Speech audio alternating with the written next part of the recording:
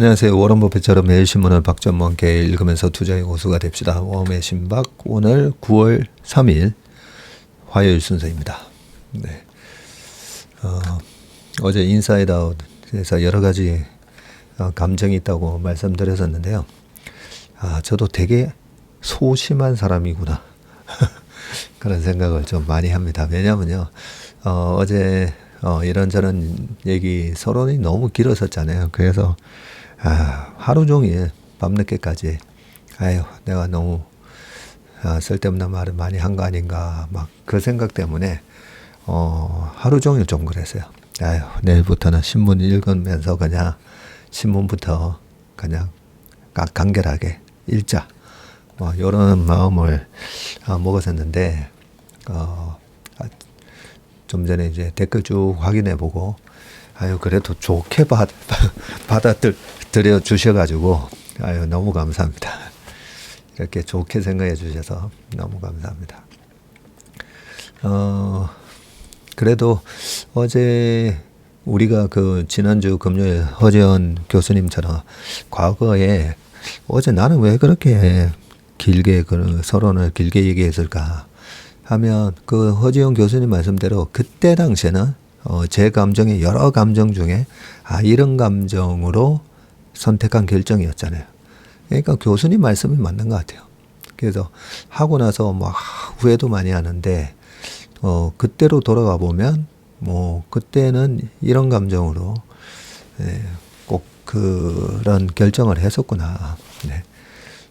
우리 복덩이 주신이 형님 말씀에 위로가 됩니다 하니까 이 든든한 동생이 있다는 이런 느낌 때문에 기분이 좋고, 동생의 마음을 좀 챙겨야 되겠다. 거기에 가만히 생각해 보니까 제가 꼭 이거는 읽어줘야지. 그런 마음으로 얘기하다 보니까 좀 말이 길어졌었는데, 그래도 다들 공감해 주시고 좋게 평가해 주셔서 감사합니다.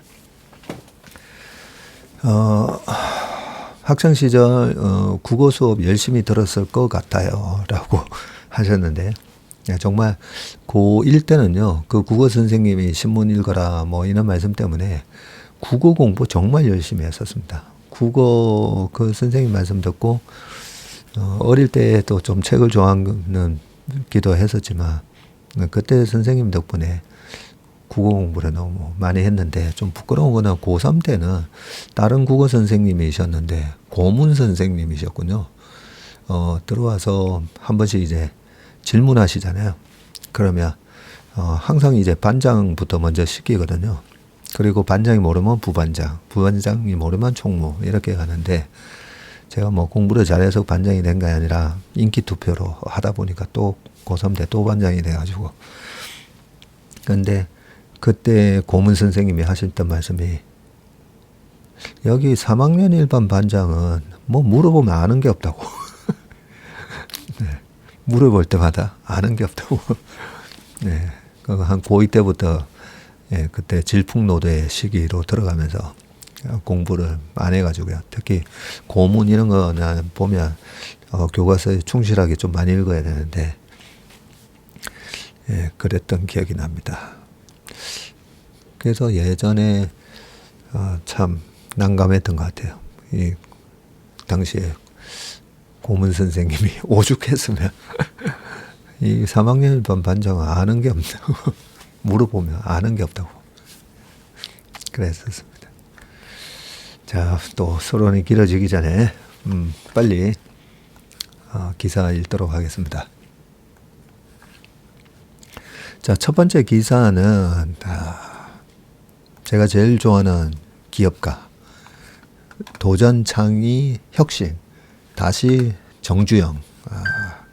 우리 정주영 회장님 뭐 싫어하는 분이 누가 있겠습니까, 그죠?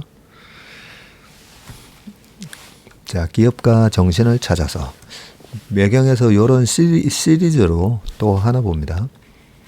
참 저번에 어떤 분은 신문을 어떻게 그 기준으로 보시나요? 라고 하셨는데, 너무 경제신문에 이 주식 관련된 기사만 이렇게 보는 것보다 저는 일간지에 또 여러 가지 인문학적인 그런 기사도 좀 보고 해야 이 너무 우리가 그 식당 가가지고 고기 먹고 싶다고 식당 가서 스테이크 고기만 딱 먹으면 좀 텁텁하잖아요, 그죠? 고기 먹기 전에 샐러드도 좀 먹고, 그리고 먹고 나서 티라미슈 뭐 이런 케이크도 좀 먹고 커피 한 잔 마시고, 그래 해야 전체적인 식사가 좀 왁구가 좀 딱 맞듯이, 신문도 읽을 때 마찬가지입니다. 지식, 우리가 경제 기사를 읽는다고 해서 너무 이제 경제 주식 관련된 것만 이렇게 읽다 보면 약간 고기 먹는 느낌. 예. 그래서 일간지도 보고 매경 환경도 보고 두루두루, 예, 이렇게 두루두루 소개를 좀 해드리고 있습니다. 그리고 신문마다 보면 좋은 칼럼들이 있어요. 보면 항상 뭐 금요일마다 어떤 분이 쓰시는 칼럼, 수요일마다 어느 신문에는 누가 쓰는 칼럼, 그런 또 좋은 게 있기 때문에 그런 거를 또 이렇게 골라서 읽어드리려고 하고 있습니다. 그래서 월화수목금 다 좀 다른 신문을 읽어드리고 있습니다. 자, 첫 번째 도전 창의 혁신, 다시 정주영 정신인데, 우리는 우리 방식대로 하겠다. 1971년 가을 현대자동차는 미국 포드와 지분을 50대 50의 합작사를 세우려는 계획을 접었다. 세계 2위 자동차 업체의 기술을 바탕으로 국산차를 개발하려 했지만 포드는 계약을 유야무야 미뤘고요.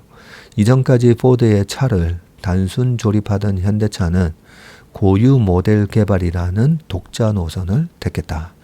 국내 첫 고유 모델인 포니가 1975년 12월 탄생한 배경이다. 원래는 포드랑 50대 50 하려고 했었군요. 아마 그때 당시에는 굉장히 포드 쪽에서 좀 거만하게 나오지 않았을까.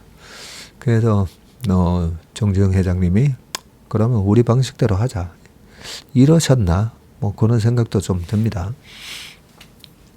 당시 한국은 산업 기반이 제대로 갖춰지지 않은 상태였고, 국내 기업이 기술 자본 집약적 조선 자동차 사업을 맨 땅에서 일궈낸다는 것은 불가능한 과업으로 여겨졌다. 생전에 정주영 회장은 이렇게 회고했다. 원칙론적으로 보면 한국 경제는 전부 안 될 일뿐이지 될 일은 하나도 없었다. 자본도 자원도 경제전쟁에서 이길 만한 기술 축적도 없었다. 예, 그때 당시에 뭐가 있었겠습니까? 그죠? 불가능해 보이는 도전을 성공으로 이끌어낸 기적이 일어난 지 약 50년 후 울산에서는 또 다른 도전을 진행하고 있다. 현대차는 고급 브랜드 제네시스의 최상위 모델이 될 GB90을 양산하기 위한 작업으로 구슬땀을 흘리고 있고, 벤틀리, 마이바흐 등 내놓으라 하는 명차들과 당당히 경쟁할 수 있는 모델을 내놓겠다는 목표다. 진입장벽이 높은 최고급 자동차 시장에서 입지를 다지는 일은 보급형 시장에서 몸집을 키우는 것보다 훨씬 도전적인 과제다. HD 현대중공업은 21년 최첨단 친환경 선박인 메탄올 추진선을 세계 최초로 수주한 이후 현재까지 총 5척의 배를 머스크에 인도했고, 현재 10척을 추가로 건조하고 있다. 수주산업인 조선업에서 경쟁력을 강화하기 위해서는 미래 선행 기술을 지속적으로 확보해야 하고, 새로운 선박에 대한 선주사의 발주가 들어올 때 해당 기술이 없다면 기회를 놓치는 탓이다. 현대중공업을 핏두로 한 현대가의 HD 현대의 조선 계열사는 기술 혁신을 통한 초격차에 집중하고 있다. 도전 정신으로 대표되는 정주영 회장의 기업가 정신 이면에는 깊은 고민이 배어 있는데, 김성훈 울산대 경영대학 교수는 정 회장의 말이 담긴 자서전, 인터뷰 어록 등을 모두 모아 분석해보니 가장 많이 반복되는 단어는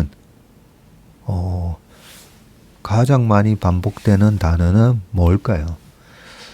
저도 방금 요까지 딱 읽는데 정주영 회장님이 말씀하신 단어 중에 가장 많이 반복된 단어가 뭐였을까? 순간 궁금했었는데 생각이라고 합니다. 생각. 치열한 고민이 있었기에 불가능했던 도전을 성공으로 이끈 것이라고 말했다. 워낙 추진력이 좋으셔가지고 그죠? 어떻게 보면 임자 그거 해봤어 하면서 약간 무대포적인 정신, 네, 그냥 해보자 막 이랬을 것 같은데 실제로는 참 생각을 많이 하시고 많이 하셨기 때문에 그렇게 도전을 하실 수 있으셨구나. 그런 생각이 드네요. 그렇죠? 우리가 너무 준비 없이 막 이렇게 함부로 했다가 실패하는 경우가 많은데 그 많은 무모해 보였던 도전이 많은 고민 끝에 나온 결론을 가지고 추진하셨던 거였구나 이런 생각이 듭니다. 요 후속 기사가 하나 돼 있어 가지고요. 요거 하나만 좀 더 읽어보겠습니다. 네. 태화강을 따라 울산에 있는 강이죠. 태화강. 태화강을 따라 동쪽으로 울산을 가로지르면 울산항 방향으로 뻗은 해안도로에 접어들고 이 길 왼편에는 아산로라는 표지가 우뚝 서 있고요. 그 뒤로는 높다란 펜스로도 다 가리지 못하는 광활한 공사장이 펼쳐진다. 축구장 80개 면적인 제가 좋아하는 축구장이 나왔습니다. 와, 축구장 80개 면적인 54만 8천 제곱미터 용지에 들어서는 현대자동차의 전기차 전용 공장 건설 현장이네요. 울산 전기차 신공장에서 생산되는 1호차는 제네시스의 초대형 럭셔리 스포츠 유틸리티 차량인 GB90으로 기록될 예정이고요. 최상위 럭셔리카의 탄생은 한국 최초 고유 모델인 포니가 양산된 지 50년 만에 이루는 성과다. 마이카 시대를 연 포니는 정주영 회장과 고 정세영 현대산업개발 명예회장 등 창업 1세대의 헌신으로 탄생했다. 두 형제는 미국 포드와 50대 50으로 투자해 합작회사를 설립하려고 추진했지만 1973년 계약이 틀어지자 독자 노선을 택했고 정주영 회장이 현대만의 길을 가겠다고 선언을 했고 정세영 사장은 고유 모델 개발을 추진했다. 그때 이 두 형제분께서 같이 일을 하셨나 봅니다. 자동차 산업 기반이 갖춰지지 않은 한국에서 고유 모델을 만들겠다는 현대차의 계획은 글로벌 완성차 업계에서 웃음거리로 여겨졌고 포니 디자인을 맡았던 조르제토 주지아로마저 처음 디자인 의뢰가 들어왔던 당시에는 허무맹랑한 도전이라고 생각했다. 정주영 회장은 자동차를 일컬어 달리는 국기라며 포기하지 않았고 자동차를 자력으로 수출하는 국가는 그 이미지 덕분에 다른 상품도 덩달아 높이 평가된다는 믿음이 강했다. 그렇네. 정주영, 정세영 형제는 1973년 말 주지아로를 한국으로 초대해 울산에서 두 가지 장면을 보여줬는데 먼저 허허벌판이나 다름없던 땅을 구경시켰고 여기에 공장을 세울 계획입니다. 당신이 디자인할 자동차는 새로 들어설 공장에서 만듭니다. 제대로 된 공장도 없이 고유 모델을 디자인해 달라는 제안에 주지아로는 반신반의했다고 합니다. 이어 주지아로는 미포만 일대를 둘러봤는데 이곳에서 조선소 건설공사와 거대한 유조선 건조 작업이 동시에 진행되고 있었고 당대 자동차 디자인 업계에서 슈퍼스타 반열에 올라있던 주지아로는 포니 디자인을 맡아도 자신의 명성에 흠이 가는 일은 없겠다는 확신이 들었다고 했다. 이후 현대차는 전 세계 투자자를 찾아다니며 차관을 차관을 끌어오거나 영국 최대 자동차 회사였던 BLMC 출신 인물을 부사장으로 영입했고 일본 미쯔비시와 기술 제휴를 맺는 등 고유 모델 양산을 위한 준비 작업을 숨가쁘게 진행했었군요.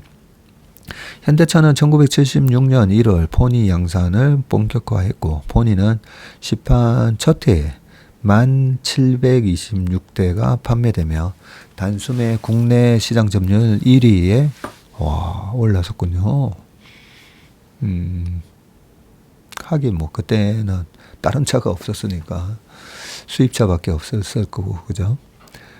같은 해 7월 에콰도르 수출을 기점으로 해외로 무대를 넓혀 1986년 2월에는 포니가 미국 시장에 상륙하는 데 성공했다. 포니의 미국 시장 상륙이 1986년 2월이었었군요. 그때 당시도 1983년 79년도에 2차 오일 쇼크를 겪으면서 81년, 82년 미국 경제는 안 좋았지만 당시에 경박단소하고 품질이 좋았던 일본 차가 북미 시장의 점유율을 막 2배 이상으로 늘리면서 한 시장 점유율이 그때 한 17%, 18%까지 쫙 올라오는데 그 아성의 포니가 86년 2월 달에 미국 시장에 도전을 했었군요.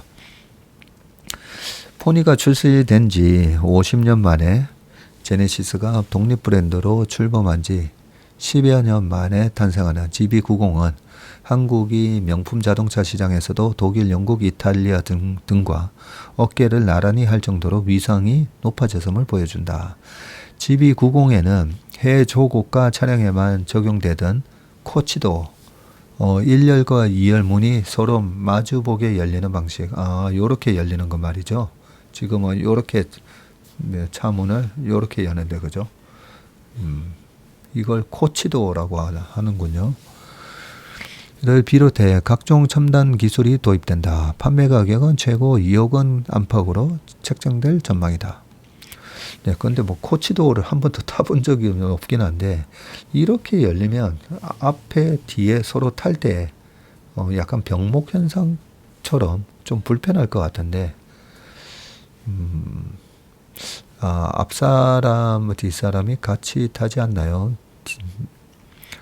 네, 근데 요렇게 열려야 그죠? 같이 타고 좋은데 이 초고가 차량이면 기사분이 따로 계셔서 오히려 문을 열어드리고 편하게 탈 수 있게끔 그러려고 코치도어를 그런 식으로 만들었나 그런 생각도 듭니다.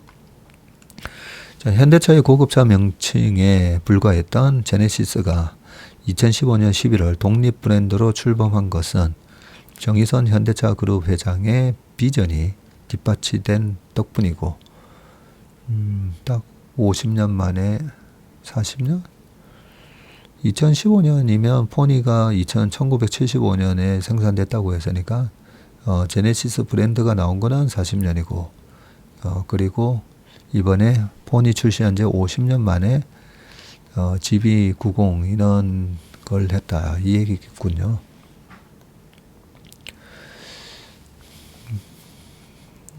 자, 현대차의 고급차 명칭에 불과했던 이 제네시스가 15년 11월 독립 브랜드로 출범한 것은 정의선 현대차 그룹 회장의 비전이 뒷받침된 덕분인데 정의선 회장이 제네시스 프로젝트를 추진한 초기에는 현대차 내부에서도 대중 브랜드로 시작한 현대차에 럭셔리 브랜드가 왜 필요하냐는 회의적인 반응이 많았다고 합니다.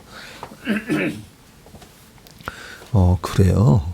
아니 뭐 도요타랑 뭐 혼다라든지 이런 차들도 다 처음에 대중차로 시작했다가 렉서스라는 브랜드, 아큐라 뭐 이런 식으로 해서 낸 건데 그걸 반대 회의적인 반응을 있었다는 건 의외네요. 글로벌 자동 완성차 업계에서는 무모한 도전이라며 대수롭지 않게 여겼었고, 그러나 정의선 회장은 현대차 그룹이 글로벌 완성차 그룹으로 자리매김하기 위해서는 최고의 기술력과 완성도를 갖춘 명품을 만드는 게 중요하다고 봤다. 제네시스 라인업의 마지막 퍼즐이 될 GB90은 2026년 초 양산을 본격화할 예정이라고 합니다. 네. 그러니까요, 고급 브랜드, 저는 제네시스가 딱 나오는 순간, 현대차가 이제 글로벌하게 약간 5, 6등에서 이 세컨 티어였었잖아요. 이제 탑 티어로 올라서는 발판이 되겠구나. 처음에 제네시스 나왔을 때 상당히 괜찮았었고, 좀 하나 아쉬웠던 게 제네시스 그 쿠페가 나왔을 때 쿠페에도 여전히 현대 마크가 달려 있었거든요. 이렇게 약간 기울어진 H. 거기에 쿠페를 타고 다니는 사람들, 많은 사람들이 그 현대 마크 위에다가 이 지금의 제네시스 마크를 어디서 구해와가지고 이렇게 갖다 붙여서, 그래서 그 소비자와의 공감 능력이 떨어지는구나, 그런 생각을 했었습니다. 우리나라에 5천만 원, 6천만 원 넘어가는 그 고급 브랜드에 대한 세그먼트가 좀 없다 보니까 아반떼, 그 다음에 그랜저, 그 다음에 그 위에가 애매했잖아요. 다이내스티 아니면 기아의 옵티마, 뭐 애매한 그 세그멘트 바로 위에는 에쿠스로 빵 넘어가니까, 그래서 그 가운데 한 5천만 원에서 한 1억 사이를 벤처하고 BMW, 그러니까 장악을 했었고, 일본의 렉서스까지. 그랬다가 이 제네시스 브랜드가 나오고, 제네시스가 지금은 완전히 15년 전에는 BMW 520 시리즈가 강남 소나타였다면, 지금은 이 강남 쪽에 보면요, 전부 제네시스가 쫙 깔려 있습니다. 그 정도로 그 세그멘트가 중요했던 부분이었는데, 굉장히 안정적으로 론칭 이후에 잘 정착을 한 것 같고요. 우리나라에서 통하면 해외에서도 통하는 거거든요. 우리나라 소비자들이 굉장히 까다롭습니다. 그래서 그렇기 때문에 우리나라에서 성공을 하면 저는 글로벌 탑티어로도 올라선다라고 생각을 하고 있는데, 아무튼 참 이 제네시스 이 도입이 참 굉장히 신의 한 수였다, 그죠?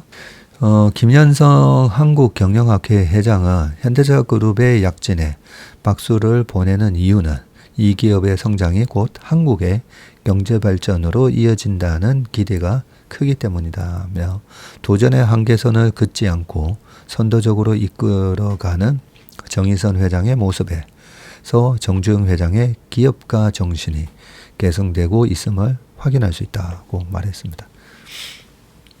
네. 미국 같은 경우에는 기업들이 거의 다 이제 전문 경영인이 하잖아요. 스티브 잡스가 만든 애플도 그렇고 마이크로소프트 다. 그래서 주주 가치를 극대화시키는 그런 전문 경영인이 하는 것도 맞긴 한데, 이렇게 정주영 회장님의 피를 이어가는 그 DNA가 또 있다 했잖아요. 그 DNA가 기업가로서의 훌륭한 DNA를 가지신 분이 있으면, 저는 그 기업도 그런 DNA를 가진 분이 회사를 훨씬 더 크게 발전시킬 수 있다면, 저는 지금의 재벌 체제도 괜찮다고는 봅니다. 그런데 약간 그런 개념이 있잖아요. 영국에도 왕이 있고 일본에도 천왕이 있고, 그런데 실제로는 그 나라를 끌고 가는 거는 그 행정부잖아요. 약간 일본, 영국의 그런 엘리자베스 여왕이나 뭐 이래 보면 약간 좀 정신적인 지주 역할. 그래서 우리나라 재벌의 앞으로의 모습은 그런 창업가를 개성하는 대주주는 약간 정신적인 역할을 해주고, 그리고 전문 경영인들이 실제로 회사를 끌어가는 그런 협업이 좀 되면 뭐 최고의 모델이 되지 않을까, 기업가 모델이 되지 않을까, 그런 생각도 해봅니다. 자, 그 다음 기사 읽어보겠습니다. 우리나라, 그러니까 이 현대가 참 존경을 받는 이유가 이 정주영 회장님이 그 중후장대 산업, 조선도 그렇고 자동차도 그렇고 이런 중후장대 산업이 보면 엄청난 경제적 파급 효과가 크잖아요. 자동차만 하더라도 거기에 달려있는 부품 회사가 아마 4만 개가 넘을 겁니다. 1차 밴드뿐만 아니라 뭐 2차, 3차까지 내려가면 더 많을 수도 있는데, 그래서 정말 이 우리나라의 이 자동차 그리고 조선 이런 것 때문에 사실 철강도 발전할 수가 있었던 거잖아요. 자동차 조선이 없는데 어떻게 포항저축 같은 기업이 나오겠습니까? 이런 저런 것들이 다 아울러져 가지고 정말 우리나라 경제를 얘기하면서, 경제 발전을 얘기하면서 현대를 얘기 안 할 수가 없는. 그래서 나는 현대 다닌다라고 할 때 그 현대 직원분들이 가지시는 이 자부심, 그거는 얼마든지 저희가 참 존경을 해줘야 되는 부분이라 생각합니다. 자, 그 다음 기사를 보겠습니다. 이 관세 전쟁. 확전 대비하라. 미국 항구가 지금 북새통입니다. 2분기 사상 최대 물동량, 대선 앞두고 대중 고관세 예고, 부두 노동자 파업 우려 겹치며 상품 비축하려는 업체들 분주, 전세계 컨테이너선 수요 폭증. 글로벌 컨테이너 운송형 업계가 올해 2분기 사상 최대 물동량을 기록했고요. 미국 대선을 앞두고 두 후보 모두 중국과의 관세 전쟁을 예고한 가운데 수입업자들이 사재기에 나섰기 때문입니다. 블룸버그는 영국 컨테이너 물동량 집계 기관이 CTS를 인용해서 올 2분기 전 세계 컨테이너선 물동량이 4,640만 TU로 사상 최고치를 기록했다고 보도를 했고요. 2분기에만 그러네요. 이는 종전 기록인 21년 2분기 4,620만 TU를 초과한 규모다.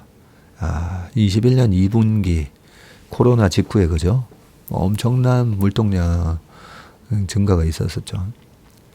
존 맥카운 미 해양전략센터 CMS 선임 펠로 연구원이 전날 발표한 조사 결과에 따르면 2분기 글로벌 컨테이너 운송업계 이익은 102억 달러, 한 13조 6,500억 원으로 전분기 대비해서 2배 가까이 반등을 했고요.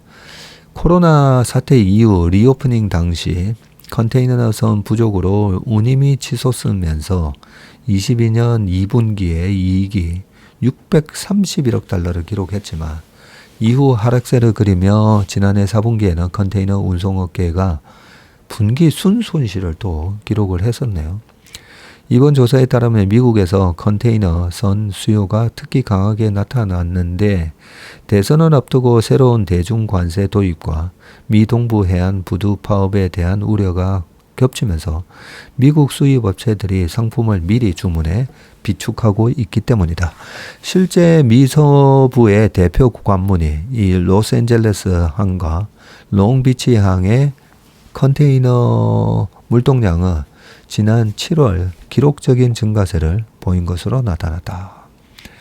미국의 대중국 고관세 우려가 갈수록 커지면서 수출과 수입을 앞당기려는 수요가 폭발적으로 늘었고 7월 LA항 물동량은 93만 9,600TU로 전년 대비 37%나 증가했네요. 이는 7월 기준으로 LA항 116년 역사상 최고치라고 합니다. 2분기부터 중국발 해외 물동량이 미친 듯이 증가한 것은 지난 5월 조 바이든 정부의 대중 관세 인상 발표 때문인데 새로운 관세 조치가 발효되기 전에 재고를 확보하기 위해서 수입 물량이 급증하고 중국발 컨테이너선 싹쓸이 현상까지 나타났죠. 바이든 대통령은 5월 중국의 과잉 생산과 불공정한 무역 관행에 대한 대응 차원에서 철강과 알루미늄, 반도체, 전기차, 태양광 패널 등 중국산 수입품 180억 달러 상당에 대한 관세를 인상하겠다고 발표를 했고요. 당시 대권 경쟁자였던 트럼프 전 대통령의 대중 관세 압박에 상응해서 바이든 대통령도 비슷한 대중 반격 카드를 꺼낸 것이라고 합니다. 그러나 지난 7월 바이든의 전격적인 후보 사퇴로 해리스 부통령이 대선 후보 바통을 이어받으면서 관세 조치 시행 시기는 계속 수년되고 있네요. 원래 계획대로라면 중국산 전기차에는 기존의 4배인 10%, 4배니까 뭐 되게 클 줄 알았더니 원래는 2.5%였나 봅니다. 4배인 10%, 태양광 전지는 기존의 2배인 50%. 와. 리튬이온 배터리와 철강 등 전략적 상품에는 신규 25% 관세가 8월 1일부터 부과돼야 하는데 미 무역대표부는 1,100건 이상의 의견을 조사한 결과를 반영한다면서 발효 시점을 9월로 연기를 했군요. 당초 8월 말에 확정안을 발표할 예정이었지만 이 일정은 또 한 번 며칠 뒤로 지금 연기가 됐습니다. 미국 항만 노동자들이 9월 말 파업에 나설 가능성이 있다는 점도 사재기를 부추겼고요. 미 동부 및 걸프 연안 항만 노조인 국제항만노동자협회는 항만 자동화 시스템 도입에 극렬하게 반대하며 미국 해양협회와의 새 노사 협정에 고용 안정 조항을 포함시킬 것을 요구하고 있습니다. 이들은 기존 협정이 만료되는 오는 31일까지 협상이 이루어지지 않으면 파업하겠다는 입장이네요.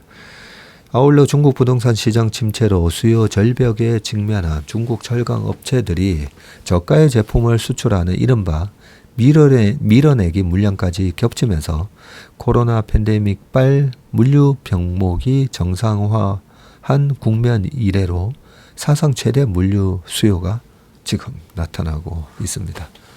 예, 그것 때문에 주가는 미리 HMM 같은 주식도 크게 올랐다가 오히려 지금 최근에는 좀 약간 조정을 받았죠. 또 네, 21년도에 5만 원 갔다가 지금 16,800원 하고 있는데 올 작년 연말하고 또 한번 빵 뛰었고 4월달까지 빠지다가 5, 6월달에 쭉 올라갔지만 한 28,000원까지 7월 5일 요때 올라갔다가요.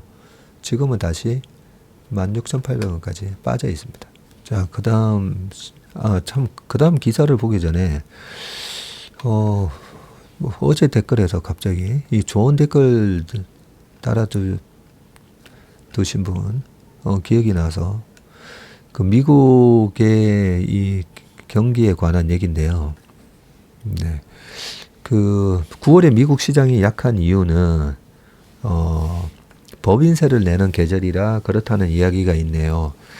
또는 9월에 정부의 채권 발행 스케줄이 많아서라는 설도 있다고 하네요.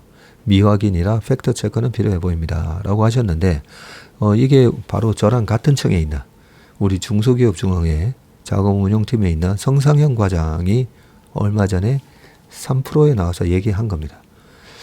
이 성 과장의 얘기를 들어보면요. 야, 이 사람은 또 페드와 정부의 비밀을 푼 사람이라는 좀 느낌이 들고, 이 성 과장이 올해 쓴 책이 있거든요. 페드 시그널인가? 그 되게 좋은 책이 있는데, 저 페드 시그널 잠깐만요. 저거는 성 과장이 쓴 책이 아니라, 다른 책이 있습니다. 내일 제가 그 책 들고 와서 한번 말씀드려야 되겠네요. 성 과장이 그 영상 꼭 다 보시기 바라겠습니다. 그래서 이 9월 달에 세금 이슈가 영향을 주고, 그리고 성 과장이 얘기하는 게 지금 미국 정부가 의도적으로 경기 침체 상황을, 마일드한 경기 침체 상황을 연출하고 있다는 거잖아요. 왜냐하면 올 하반기에 지금 성 과장 얘기가 2조 달러 정도가 또 미국채 발행을 해야 되기 때문에 근데 그동안에는 단기채 중심을 했는데 이제는 장기채로 넘어가야 되는데 장기채가 지금 금리가 뭐 4.5% 10년물이 그러고 있으면 미국 정부에 어마어마한 부담이 되는 거잖아요. 장기채니까. 네, 어차피 나중에 금리 떨어질 것 뻔한데 지금 높은 금리로 막 그걸 채권을 발행하면 엄청난 이자 부담에 시달리게 되고 그리고 미국채의 수요가 많이 2조 달러나 이렇게 생기려면 이거 경기 침체로 가네. 경기 침체로 가면 결국은 금리는 떨어지고 금리가 떨어질 거니까 미국 채권을 사야지. 그것도 장기채로. 요 분위기를 연출한다는 거잖아요. 내용이 되게 좋습니다. 네, 그 방송을 아마 보시고 얘기를 해 놓으신 것 같습니다. 패션 동시라는 아이디를 가지신 분이네요. 네. 네네. 다시 또 신문 기사로 넘어가 봐야 되죠. 자, 그 다음 기사는 일본 정부도 뛰어들었다. 10조 원 호주 함정 사업. 한국, 독일, 스페인과 경쟁을 한다고 합니다. 호주가 추진하는 10조 원 규모의 신형 함정 도입 수주 계획에 일본 정부가 공식적으로 참여 의사를 밝혔고요. 요미우리 신문은 복수의 일본 정부 관계자를 인용해서 일본 정부가 호주의 호위함 사업에 참여하겠다는 의사를 전달했다고 보도를 했는데 일본은 지난 6월 호주 정부 요청에 따라서 해상자위대 모가미형 호위함 설계와 성능 관련 기술 정보를 제공한 것으로 알려졌고요. 일본 방위성은 22년 처음 취역한 모가미형 호위함에 호주 정부가 요구하는 장비와 기능 등을 추가하는 형태로 함정을 공동 개발하는 방안을 검토하고 있다고 하네요. 미쓰비시 중공업이 생산하는 모가미형 호위함은 기존 호위함의 절반가량인 90명으로 운영할 수 있고 기뢰 제거 능력을 갖춘 점이 특징으로 꼽히고요. 일본 정부가 같은 달 개최된 국가안전보장회의 국장급 회의에서 호주와 공동 개발에는 중국에 대한 전략적 중요성이 있다고 판단해서 관련 정보를 호주 측에 공개한다는 방침을 정했다고 신문은 전했습니다. 오는 5일 호주에서 열리는 양국 외교 국방장관 회의에서 함정 공동 개발에 대해서 협의할 것으로 예상한다고 하고요. 호주 정부는 지난 2월 한국, 일본, 독일, 스페인 등 4개국을 신형 함정 수주 후보로 선정을 했는데 이름은 연내에 2개국을 추린 뒤에 향후 최종 후보 1개국을 확정할 방침이라고 합니다. 호주는 10년 동안에 10년간 111억 호주 달러 약 10조 원을 투입해서 신형 호위함 11척 등을 추가 도입할 계획이군요. 한 척에 그러면 뭐 거의 9조 한다는 말이네요. 9천억. 그렇게나 많이 합니까? 요미우리는 민관이 일체가 돼 무기 수출에 힘을 쏟고 있는 한국은 올해 5월 신원식 당시 국방부 장관이 호주를 방문해서 자국 함정 판매를 모색했다면서 스페인은 과거 호주 해군 미사일 구축함을 개발했던 실적이 있다고 했고요. 평화 헌법에 따라 무기 판매를 자제해왔던 일본은 지난해 말 이후 지대공 미사일 패트리엇의 미국 수출 그리고 영국, 이탈리아와 공동 개발하는 차세대 전투기의 제3국 수출을 허용하는 등 최근 무기 판매 확대를 추진하고 있다고 합니다.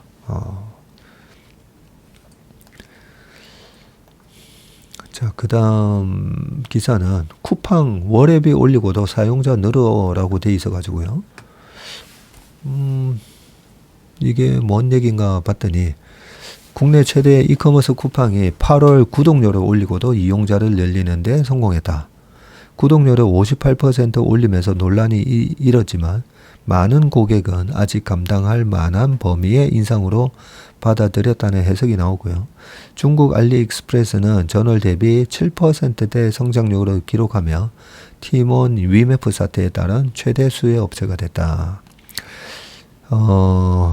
YJ 리테일 굿즈에 따르면 지난달 쿠팡 이용자는 3,183만 명이라고 합니다.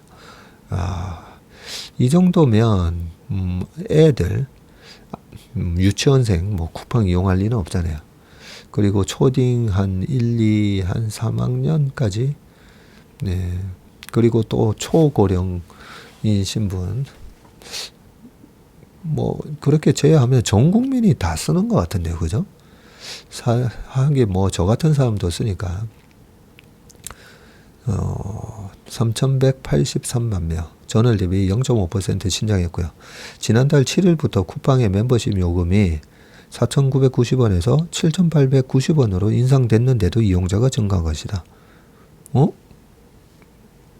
언제 7,890원으로 지난달에 인상했나 보네요. 제가 4,990원은 기억나는데 예전에 한 2,500원인가 언저리였다가 4,990원에서 뭐 이 정도야 하면서 했던 기억이 나는데 7,890원으로 지난달에 인상이 됐네요. 애초 유통업계에서는 지난달 대대적인 쿠팡 탈퇴가 이뤄질 것으로 보는 시선이 적지 않았는데 소비시장 침체 와중에 가격을 2,900원 올렸기 때문인데 실제 일부 온라인 커뮤니티에서는 탈쿠팡 인증 행렬이 이어졌고요. 그럼에도 이용자가 소폭이나마 증가한 것은 다수의 소비자가 월회비 대비 혜택이 많다고 판단했기 때문이다. 30대 후반의 쿠팡 이용자 양모 씨는 옷을 살 때 7개씩 사서 사이즈 맞는 것만 남기고 다 환불한다면서 몇 번을 배송받고 환불해도 무료라는 걸 고려하면 월 회비를 10,000원까지는 낼 수 있다고 전했다. 이런 분들도 계시군요. 아예 7개를 사가지고 딱 다 입어보고 사이즈 맞는 것만 남기고 다 환불하는 하는데 이거 환불해도 다 무료라고 무료라서 이런 식으로 하시군요. 네. 아무리 무료라도 미안해서 좀 잘 저는 그렇지는 못하는데 네. 지난달 중국 알리익스프레스는 국내에서 907만여 명이 사용하며 2위 온라인 종합 쇼핑몰에 올랐고요. 907만 명. 전월 대비 이용자가 7.2% 상승했습니다. 국내에서 중국 이커머스와 저가 상품으로 경쟁하던 팀원 위메프가 더 이상 정상 영업을 하지 못하게 되면서 알리에 소비자가 몰린 것으로 보이고 아울러 알리는 판매자 수수료 무료 정책도 이어가면서 팀원 위메프에서 이탈한 판매자까지 상당수 사로잡은 것으로 전해졌다고 합니다. 다만 알리보다 더 낮은 가격을 앞세운 테무는 이용자가 8% 이상 감소했네요. 중국 이커머스 판매 물품을 향한 안정성 논란이 이어지는 가운데 국내 고객 응대 서비스를 키워가는 알리보다는 아직 한국 조직이 미비한 테무의 불신을 더 크게 드러냈다는 해석이 나옵니다. 저도 언제부턴가 알리익스프레스를 거의 안 쓰고 있고요. 거의 안 쓰고 있고 지금은 웬만하면 그냥 쿠팡으로 이게 빨리 받아볼 수 있다는 거 그리고 제품에 대해서 신뢰를 할 수 있다는 거 여러 가지로 그동안에 이용을 해보면서 쌓인 그 신뢰 때문이 아닌가 하는 생각이 듭니다. 아무튼 그 7,890원이 됐는데도 쿠팡 이탈이 아니라 그냥 쓸 수밖에 없는 써도 괜찮은 가성비가 맞다라는 점이 우리가 이 주식을 할 때 가격을 올려도 어쩔 수 없이 우리가 쓸 수밖에 없는 그런 독보적인 기업에 투자를 해야 된다고 말씀드리지 않습니까? 그죠? 쿠팡이 이제는 그런 독보적인 영역으로 올라선 것 같습니다. 기사가 하나 남았네요. 어쩐지 좀 빨리 한다고 했는데 왜 2개나 남았나 생각했더니 하나 남았습니다. 오늘은 좀 빨리. 자, 주도주 자리 내놔. 미은행주 M7의 도전자. 자, 나스닥 한 달 동안 3% 오를 때 S&P 500 금융업종은 5% 상승을 했고요. 금리 인하 기대에 지역은행 반등, 건설업 살아나 대출 증가 기대 등등 적혀 있습니다. 하반기 들어서 시작된 미국 증시 순환매장에서 금융주가 지수 대비 좋은 성과를 보이고 있고, 금리 인하 시점에는 지역은행 실적이 향상되기 때문에 향후 추가 상승 여력이 있다는 분석도 나오고 있습니다. 하반기 들어서 미국 빅테크에 대한 밸류에이션 부담이 커지고 구경제를 수혜 업종으로 하는 트럼프 트레이더가 일어나면서 시장의 관심이 금융주로 이동을 했는데요. 구경제 카테고리에는 산업재, 에너지 등이 포함되는데 특히 금리 인하의 수혜를 볼 수 있는 지역은행 주가가 본격적으로 반등하기 시작했다. 지역은행은 부동산 사업 익스포저가 높기 때문이네요. 이 때문에 고금리 시기 주택건설 프로젝트가 취소되면서 실적이 악화됐고, 게다가 보유하고 있는 채권 평가액이 급감을 했고요.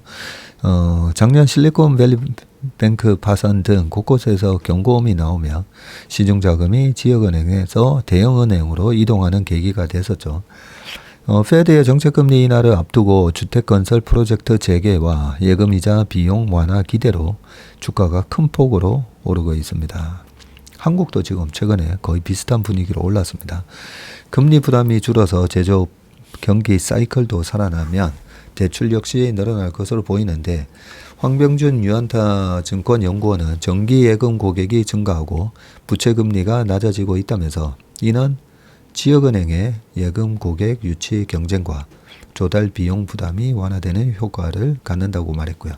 순이자 마진, 이 님도 본격적인 회복세에 진입하면 실적 증가로 이어질 수 있다. 대형은행 역시 하반기 금리 인하에 따라 비은행 부문이 수혜를 받으며 추가 실적 성장을 할 수 있다는 기대도 나오고, 신용카드 연체율이나 상업용 부동산 관련 충당금 부담이 안정적인 추세를 보이고 있기 때문이다. 2분기 실적 시즌이 시작되면서 JP모건이나 웰스파고 등이 순이자 마진 하락을 발표하면서 주가가 조정을 받은 바 있는데, 시중금리가 오르면서 조달금리 상승 압력이 계속됐기 때문이다. 그러나 최근 시장금리 안정화에 따라 다시 투자 심리가 회복되는 추세고, 이에 따라서 골드만삭스나 JP모건도 지난주 역사적 최고가를 다시 회복했다. 미국은행에 투자하는 상장지수 펀드는 상위 종목 집중도나 투자 대상에 따라 여러 가지가 있고, 대표 ETF인 XLF라는 요 ETF가 미국 금융기관 90여 개에 분산 투자한다고 합니다. 반면 KBWB는 대형은행 중심으로 소수 종목에 집중 투자하고요. 골드만삭스 등 대형 투자은행을 제외한 은행업 지수는 KBE와 KRE가 있고, KBE는 S&P 500에 들어가는 시가총액 대형주 은행에 투자한다고 합니다. 반면에 이 KRE는 지역은행에 분산 투자하기 때문에 중소형주 투자라고 할 수 있다. 최근 3개월 성과는 지역은행의 주가 상승으로 KRE가 은행 ETF 중에서는 가장 높은 21%다고 했습니다. 이렇게 신문에 여러 가지 기사와 댓글에서 말씀해 주셨던 이런저런 거를 이제 짜집기를 해보면, 근데 그 금리가 떨어지면 사실은 은행의 님이 나중에는 결국은 줄어들게 됩니다. 근데 처음에는 왜 올라가냐면 금리가 떨어지면서 최근에 우리나라도 대출이 확 늘어져. 네, 왜냐하면 금리가 떨어지면 부동산 대출이 늘어나기 때문에, 그래서 은행의 매출에 해당되는 이 대출이 늘어나면서 주가가 처음에 올라가는데, 나중에 금리가 계속 떨어지게 되면 결국은 님이 축소가 되고, 금리가 그냥 그 일반 금리 수준보다 훨씬 더 떨어지는 상황은 경기 침체 국면이잖아요. 경기 침체 국면까지 떨어지게 되면 은행의 대출이 부실화될 가능성 때문에 은행주가 가장 타격을 받습니다. 하드랜딩이 오면요. 네, 그렇기 때문에 그 성상현 과장의 얘기는 이번에도 좀 의도된 미국채를 잘 팔아먹기 위한 의도된 정부의 의도된 경기 인위적인 일시적인 경기 침체다라고 얘기했으니까 당분간은 그 은행주에 큰 문제는 없을 것 같고요. 그리고 이 은행주가 주가가 올라가는 거는 이 하드랜딩이 아니다라는 걸 얘기를 해주는 시장의 메시지라고 제가 늘 말씀을 드렸습니다. 그죠? 지난달에도 시장이 급락하니까 이제 진짜 하드랜딩이다 이런 얘기할 때 JP 모건이랑 이런 은행주들의 주가가 고점을 신고가를 나는 걸 보면서 한 번도 하드랜딩이 오는데 은행의 주가가 저렇게 신고가를 내지는 않습니다. 그런 여러 가지 부분들 때문에 지금 이 은행 ETF도 장기적으로 가져간다라고 생각하지는 마시고 내년 상반기까지 그리고 9월 조정이 있으면 사는 것도 오히려 9월달하고 10월달 대선 전에 약간 좀 조정을 받을 때 그때 이런 ETF 매수하시는 게 좋지 않을까 그런 생각합니다. 그러고 이 1년 동안 또 댓글에서 중요한 댓글 한 분이 또 써주신 게 자꾸만 머릿속에 맴돌았는데요. 고호 얘기를 누가 해주셨거든요. 고호 얘기. 네. 윤동주 시인의 자화상을 거울 삼아 다시 스스로를 바라보는 시간이었습니다. 라고 하시고 그 시간은 조금 괴롭지만 훗날 돌아보며 조금 더 성장하고 깊어진 자신과 마주하는 자양분이 될 거라 믿습니다. 시를 읽다 보니 화가 빈센트 반 고흐가 남긴 한 구절이 떠오르네요. 아무것도 하지 않는 것보다 차라리 실패하는 쪽이 좋아.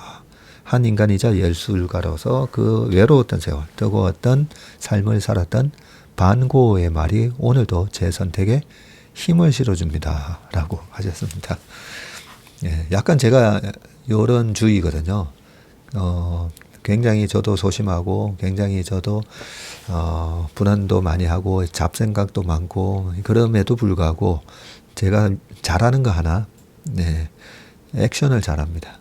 그리고 그 액션을 잘하기 위해서는 여러 가지 좀 원칙이 필요한데 갈까 말까 할 때는 가라. 그 원칙 때문에 뭔가 우리가 게으르고 귀찮고 막 이러니까 안 나가고 싶고 그냥 안주하고 싶고 새로운 거 하기 싫고 새로운 사람 만나기 싫고 막 그러잖아요. 근데 제 원칙 중에 하나가 갈까 말까 할 때는 가라. 그런 원칙 때문에 게으르고 이 소심한 그런 저의 본능을 이겨내고 좀 그나마 아무것도 하지 않는 것보다 늘 했던 것 같습니다. 고맙습니다. 좋은 댓글 남겨주셔서 고맙습니다. 오늘 웜의 신박은 여기까지 하겠습니다. 오늘도 행복한 하루 되시길 바라겠습니다. 고맙습니다.